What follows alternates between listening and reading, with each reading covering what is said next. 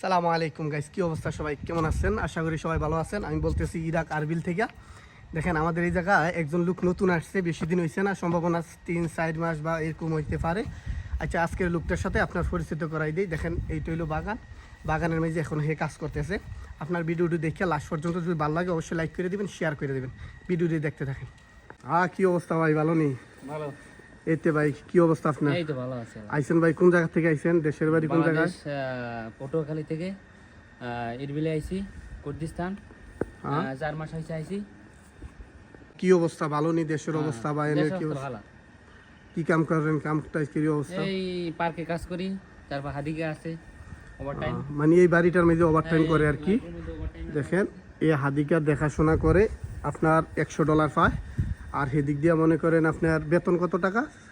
$420 পরে।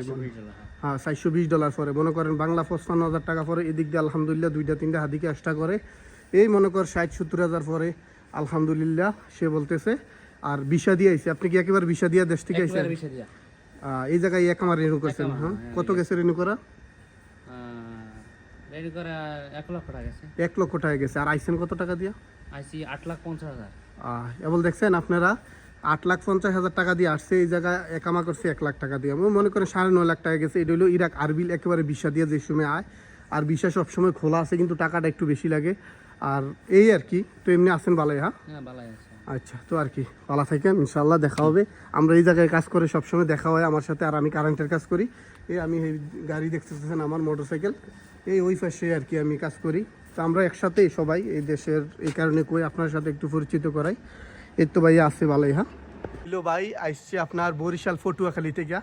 তো আপনারা ভাইয়ের জন্য অবশ্যই দোয়া করবেন, ভাইয়ের বিদের লাইফটা যেন সুন্দর হয়। ইনশাল্লাহ ভাইয়ের জন্য দোয়া করবেন, যখন সবসময় কাজ কাম, শরীর স্বাস্থ্য ভালো থাকে, কাজ কাম সবসময় থাকে। আর এইটাই আর কি। তো আজকে এই পর্যন্তই। সবাই ভালো থাকবেন, সুস্থ থাকবেন। ইনশাল্লাহ আগামীতে কোনো একটা ভিডিওর মধ্যে দেখা হবে। Love you so much. সবাইকে বাবা বলতেন।